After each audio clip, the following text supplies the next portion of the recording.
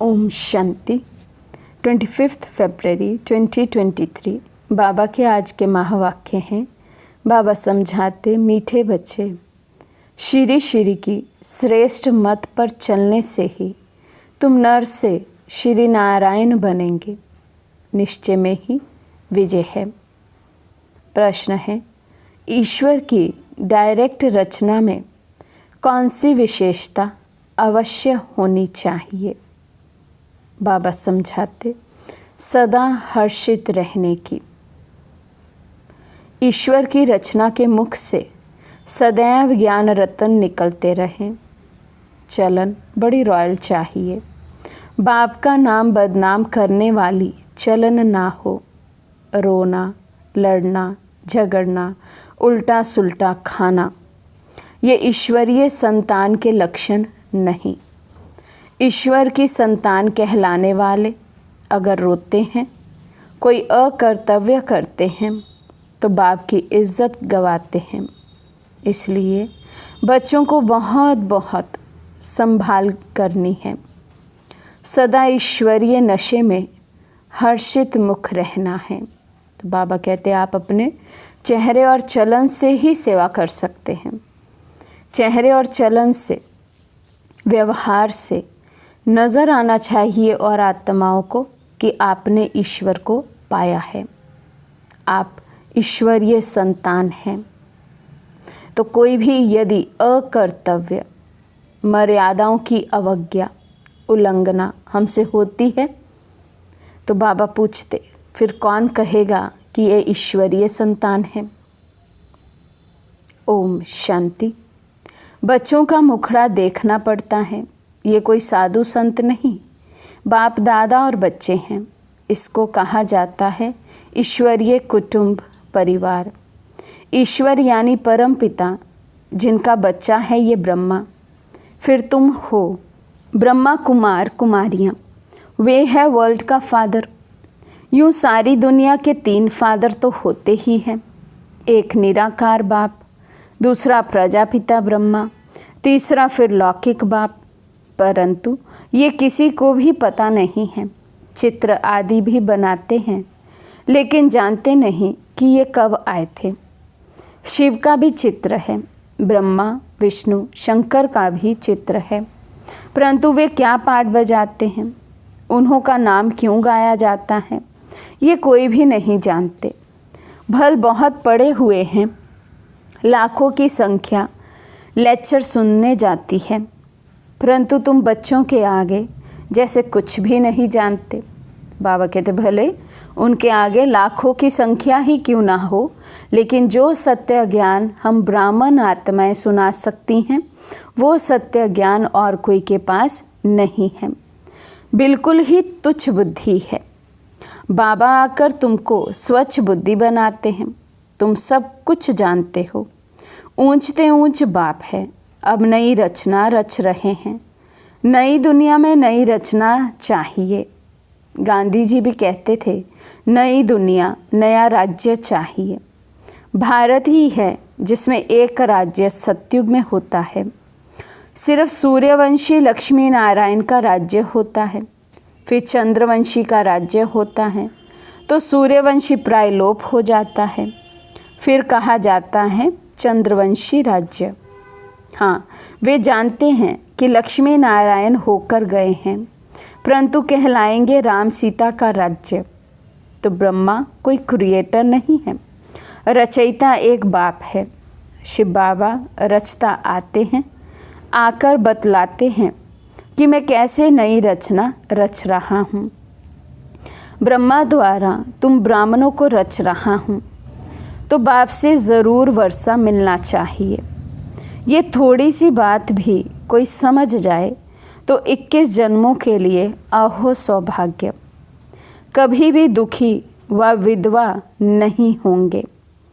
ये किसी की बुद्धि में पूरा नशा ही नहीं है बहुत सहज। बाबा कहते, ईश्वर को पाया, ईश्वरीय संतान बने, ईश्वरीय औलाद बने, फिर भी जीवन से यदि रोना पीटना नहीं ख़त्म हुआ, तो फिर बाबा कहते क्या फ़ायदा। तो बुद्धि में पूरा नशा नहीं है कि मैं ईश्वरीय संतान हूँ, तो इसलिए बाबा कहते फिर रोना आता है। गीत है तकदीर जगाकर आई हूँ। ओम शांति। तुम आते हो इस पाठशाला में, किसकी पाठशाला है? श्रीमद् भगवत की पाठशाला। फिर उनका नाम गीता रख दिया है। श्रीमद् श्रेष्ठ ते श्रेष्ठ परमात्मा की है। वे अपने बच्चों को श्रेष्ठ मत दे रहे हैं। आगे तो तुम रावण की आसुरी मत पर चलते आए हो, अब ईश्वर बाप की मत मिलती है। मैं सिर्फ तुम्हारा बाप नहीं हूँ, तुम्हारा बाप भी हूँ, टीचर भी हूँ, सतगुरु भी हूँ। जो हमारे बनते हैं, कहते हैं शिव बाबा ब्रह्मा मुख द्वारा हम आपके बन गए। प्रतिज्ञा करते मैं आपकी हूँ, आपकी ही रहूँगी। बाबा भी कहते हैं तुम हमारे हो, अब मेरी मत पर चलना। श्रीमत पर चलने से तुम सो श्रेष्ठ लक्ष्मी नारायण बन जाएंगे, गारंटी है। कल्प पहले भी तुमको नर से नारायण, नारी से लक्ष्मी बनाया था। ऐसा कोई मनुष्य कह ना सके, किसी को कहना आएगा ही नहीं। ये बाप ही कहते हैं मेरे बच्चे, मैं तुमको राजयोग सिखलाकर फिर से स्वर्ग का मालिक बनाता हूँ। तो बाबा कहते दुनिया में और कोई ऐसा कह नहीं सकते कि मैं तुम्हें नर से नारायण, नारी से श्री लक्ष्मी बनाता हूँ, क्योंकि और कोई में ताकत ही नहीं जो आत्मा का इतना परिवर्तन कर सके। एकदम तमो प्रधान आत्मा को सतो प्रधान सिवाय एक बाप के कोई और बना नहीं सकते हैं। तो बाबा कहते, ये बाप ही कहते हैं मेरे बच्चे, मैं तुमको राजयोग सिखलाकर फिर से स्वर्ग का मालिक बनाता हूँ। सतयुग है अल्लाह की दुनिया, भगवती भगवान को अल्लाह कहेंगे। इस समय सब उल्टे लटके हुए हैं। चील आकर टूंगा लगाती है ना, यहाँ भी माया टूंगा लगा देती है, दुखी होते रहते हैं। अभी बाप कहते हैं तुमको इन दुखों से, विषय सागर से क्षीर सागर में ले चलते हैं। अब क्षीर सागर तो कोई है नहीं। कह देते हैं विष्णु सूक्ष्म वतन में क्षीर सागर में रहते हैं। ये अक्षर महिमा के हैं। अब मैं ज्ञान सागर तुम बच्चों को स्वर्ग का मालिक बनाता हूँ। तुम कामचिता पर बैठने से जलकर काले बन जाते हो। मैं आकर तुम पर ज्ञान वर्षा करता हूँ, जिससे तुम गोरे बन जाते हो। शास्त्रों में यह अक्षर है, सागर राजा के बच्चे जल मरे थे। बातें तो बहुत बना दी हैं। अभी बाप कहते हैं ये सब बातें बुद्धि से निकालो, अब मेरी सुनो। संशय बुद्धि विनशंति, अब मुझ पर निश्चय रखो तो निश्चय बुद्धि विजयंती। विजय माला के दाने बन जाएंगे। माला का राज भी समझाया है। जो अच्छी सर्विस करते हैं उनकी विजय माला बनती है। सबसे अच्छी सर्विस करने वाले दाने रुद्र माला में आगे जाते हैं, फिर विष्णु की माला में आगे जाएंगे। नंबर वार 108, फिर 16,000 की भी माला ऐड करो। ऐसे नहीं, सतयुग त्रेता में सिर्फ 108 ही प्रिंस प्रिंसेस होंगे। बाप कहते हैं कुछ भी नहीं समझो तो पूछो। हे मेरे लाडले बच्चे, मुझे जानने से तुम सृष्टि झाड़ को जान जाएंगे। बाबा को जाना, बाबा पर निश्चय हुआ, बाबा के दिए ज्ञान पर निश्चय हुआ, तो बाबा कहते सब कुछ जान गए। ये झाड़ कब पुराना नहीं होता है, भक्ति मार्ग कब शुरू होता है ये तुम जानते हो। ये है कल्प वृक्ष, नीचे कामधेनु बैठी है, ज़रूर उनका बाप भी होगा। अभी तुम भी कल्प वृक्ष के तले में बैठे हो, फिर तुम्हारा नया झाड़ शुरू हो जाएगा। प्रजा तो लाखों की अंदाज में बन गई और बनती जाएगी। बाकी राजा बनना ये ज़रा मुश्किल है। इसमें भी साधारण गरीब उठते हैं। बाबा कहते हैं गरीब निवाज मैं हूँ। दान भी गरीब को किया जाता है। अहिल्याएँ, कुब्जाएँ, पापात्माएँ जो हैं, ऐसे ऐसे को मैं आकर वरदान देता हूँ। तुम एकदम सन्यासियों को भी बैठ ज्ञान देंगे।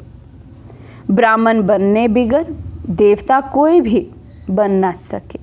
तो जब तक 100% ब्राह्मण नहीं बने हैं, देवता कोई बन नहीं सकता। जो देवता वर्ण के थे वे ब्राह्मण वर्ण में आए, तब फिर देवता वर्ण में जा सके। तुम मात पिता हम बालक तेरे, गाते तो सब हैं, परंतु अब तुम प्रैक्टिकल में हो। कहने को तो भगवान को मात पिता सभी कहते हैं, लेकिन बाबा कहते कोई केवल कहने मात्र से तो संतान बन नहीं जाता। और हम अभी संगम युग पर रियल में परमात्मा के साथ वो सर्व संबंध जोड़ते हैं, निभाते हैं, उनकी रसना लेते हैं। तो बाबा कहते ये है ब्राह्मणों की नई रचना। ऊंचते ऊंच चोटी ब्राह्मण, ऊंचते ऊंच भगवान, फिर ईश्वरीय संप्रदाय। तो तुमको इतना नशा रहना चाहिए। हम ईश्वर के पोतरे पोतरियाँ, प्रजापिता के बच्चे हैं। अब ईश्वर के बच्चे तो सदैव हर्षित रहने चाहिए, कभी रोना नहीं चाहिए। यहाँ बहुत ब्रह्मा कुमार कुमारियाँ कहलाने वाले भी रोते हैं, खास कुमारियाँ। पुरुष रोते नहीं हैं, तो रोने वाले नाम बदनाम कर देते हैं। वे माया के मुरीद देखने में आते हैं, शिव बाबा के मुरीद नहीं देखने में आते। उनको देख के ही क्या लगेगा, माया के मुरीद है, माया के ग्राहक है। माया ने इनको पकड़ रखा है, चेहरा ही ऐसा मुरझाया हुआ होगा। ज्ञानी योगी आत्मा की तरह तेजस्वी चेहरा नहीं होगा, रूहानियत भरा चेहरा नहीं होगा। बाबा अंदर में तो समझते हैं, परंतु बाहर से थोड़े ही दिखलाएंगे, नहीं तो और ही गिर पड़े। बाबा कहते अपनी संभाल करो।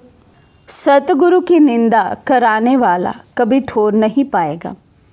वे समझ लेवे हम राजगद्दी कभी नहीं पाएंगे। तुम्हें तो सदैव हर्षित रहना चाहिए। जब तुम यहाँ हर्षित रहेंगे तब 21 जन्म हर्षित रहेंगे। भाषण करना कोई बड़ी बात नहीं है, वे तो बहुत सहज है। श्री कृष्ण जैसा बनना है तो अभी सदा हर्षित रहो और मुख से रतन निकलते रहें। मुझ आत्मा को परम पिता परमात्मा का धन मिला है, जो मुझ आत्मा में धारण होता है, सो मैं अपने मुख से दान करना चाहता हूँ। जैसे बाबा शरीर का लोन ले दान करते रहते हैं, ऐसी अवस्था चाहिए। बाबा बाहर से भल प्यार देते हैं, परंतु देखते हैं इनकी चलन बदनामी करने वाली है, तो दिल में रहता है ये ठोर नहीं पा सकेंगे। बाबा को उल्हाने भी मिलते हैं, ईश्वरीय संतान फिर रोते क्यों। आबरू अर्थात इज्जत तो यहाँ ईश्वर की जाएगी ना। रोते हैं, झगड़ते हैं, उल्टा सुल्टा खाते हैं। बाबा कहते हैं यहाँ बच्चे अगर कुछ कुकर्म करते हैं, अवज्ञा करते हैं, तो बदनामी तो बाबा की होगी। ईश्वर की बदनामी करवाने वाले तो ठोर पा नहीं सकते हैं। देवताएं रोते तो भी और बात, ये तो डायरेक्ट ईश्वर की संतान रोते हैं, तो क्या गति होगी। ऐसा अकर्तव्य कार्य नहीं होना चाहिए जो बाप की आबरू गवाओ। हर बात में संभाल चाहिए। तुमको ईश्वर पढ़ाते हैं। इस समय तो जितने मनुष्य उतनी मतें हैं, एक ना मिले दूसरे से। तो बाप समझाते हैं यहाँ तुम बैठे हो अपनी ऊंचते ऊंच तकदीर बनाने। ऊंच तकदीर सिवाय परमात्मा के और कोई बना ना सके। सतयुगी सृष्टि के आदि में हैं लक्ष्मी नारायण, वे तो भगवान ही रचते हैं। उसने लक्ष्मी नारायण को राज्य कैसे दिया, यथा राजा रानी तथा प्रजा कैसे हुई। ये कोई नहीं जानते। बाबा समझाते हैं, कल्प के संगम युग पर ही मैं आकर लक्ष्मी नारायण का राज्य स्थापन करता हूँ। बाबा कहते हैं, तुमको राज तिलक दे रहा हूँ। मैं स्वर्ग का रचयिता तुमको राज तिलक नहीं दूंगा तो कौन देगा। कहते न तुलसीदास चंदन घिसे। ये बात यहाँ की है। वास्तव में राम शिव बाबा हैं। चंदन घिसने की बात नहीं है। अंदर बुद्धि से बाप को और वर्षे को याद करो। मायापुरी को भूलो, इनमें अथाह दुख है। ये कब्रिस्तान है। मीठे बाबा और मीठे सुख धाम को याद करो। ये दुनिया तो ख़त्म होनी है। विदेशों में तो बॉम्ब्स आदि गिराएंगे तो सब मकान गिर जाएंगे। सबको मरना है। कीचड़ पट्टी खल्लास होनी है। देवताएं कीचड़ पट्टी में नहीं रहते हैं। लक्ष्मी का आह्वान करते हैं तो सफाई आदि करते हैं ना। अब लक्ष्मी नारायण आएंगे तो सारी सृष्टि साफ हो जाएगी और सब खंड खत्म हो जाएंगे। फिर देवताएं आएंगे। वे आकर अपने महल बनाएंगे। बॉम्बे इतनी थी नहीं, गावड़ा था। अब देखो क्या बन गया है। तो फिर ऐसा होगा और खंड नहीं रहेंगे। सतयुग में खारे पानी पर गांव नहीं होते, मीठी नदियों पर होते हैं। फिर धीरे धीरे वृद्धि को पाते हैं। मद्रास आदि होते नहीं। वृंदावन गोकुल आदि नदियों पर रहते हैं। वैकुंठ के महल वहाँ दिखाते हैं। तुम जानते हो हम यहाँ आए हैं नर से नारायण बनने। सिर्फ मनुष्य से देवता भी नहीं कहो। देवताओं की तो राजधानी है ना। हम आए हैं राज्य लेने। इसको कहा ही जाता है राजयोग। ये कोई प्रजा योग नहीं है। हम पुरुषार्थ करके बाप से सूर्यवंशी राज्य लेंगे। बच्चों से रोज पूछना चाहिए, कोई भूल चूक तो नहीं की है, किसी को दुख तो नहीं दिया, डिससर्विस तो नहीं की, थोड़ी सर्विस में थक नहीं जाना चाहिए। पूछना चाहिए सारा दिन क्या किया। झूठ बोलेंगे तो गिर पड़ेंगे। शिव बाबा से कुछ छिप ना सके ऐसा मत समझना। कौन देखता है। शिव बाबा तो झट जान जाएगा। मुफ्त अपनी सत्यानाश करेंगे तो बाबा की सर्विस नहीं करेंगे, सारा दिन सफल नहीं करेंगे, लौकिक कारोबार में ही लगे रहेंगे, अपने पुरुषार्थ के लिए समय नहीं निकालेंगे, तो बाबा कहते मुफ्त अपनी ही सत्यानाश करते हैं। ऐसा नहीं समझना कि कौन देखता है। बाबा सब देख रहे हैं। सच बताना चाहिए, तभी सतयुग में नाच करते रहेंगे। सच तो बिठो नाच। खुशी में बहुत हर्षित मुख रहना चाहिए। देखो स्त्री पुरुष है, एक के सौभाग्य में स्वर्ग की बादशाही दूसरे के भाग्य में नहीं भी हो सकती। कोई का सौभाग्य है जो दोनों हथियाला बांधते हम ज्ञान चिता पर बैठ इकट्ठे जाएंगे। तुम बच्चे जगत अम्बा माँ की बायोग्राफी को जानते हो और कोई 84 जन्म मानेंगे नहीं। उनको भुजाएं बहुत दे दी हैं तो मनुष्य समझेंगे ये तो देवता हैं, जन्म मरण रहित है। अरे चित्र तो मनुष्य का है ना, इतनी बाहें तो होती नहीं। विष्णु को भी 4 भुजाएं दिखाते हैं प्रवृत्ति को सिद्ध करने के लिए। यहाँ तो 2 भुजाएं ही होती हैं। मनुष्यों ने फिर नारायण को 4 भुजा, लक्ष्मी को 2 भुजाएं दी हैं। कहाँ फिर लक्ष्मी को 4 भुजाएं दी हैं। नारायण को सांवरा, लक्ष्मी को गोरा बना दिया है। कारण का कुछ भी पता नहीं पड़ता। तुम अभी जानते हो देवताएं जो गोरे थे द्वापर में आकर जब कामचिता पर बैठते हैं तो आत्मा काली बन जाती है। फिर बाप आकर उन्हें काले से गोरा बनाते हैं। अच्छा, मीठे मीठे सिकिलदे बच्चों प्रति माता पिता बाप दादा का याद प्यार और गुड मॉर्निंग। रूहानी बाप की और रूहानी बच्चों को नमस्ते। हम रूहानी बच्चों की और रूहानी बाप दादा को दिल व जान सिक व प्रेम से नमस्ते नमस्ते नमस्ते जी। धारणा के लिए मुख्य सार। फर्स्ट पॉइंट, मीठे बाबा और मीठे सुख धाम को याद करना है। इस मायापुरी को बुद्धि से भूल जाना है। सेकंड पॉइंट, सर्विस में कभी थकना नहीं है।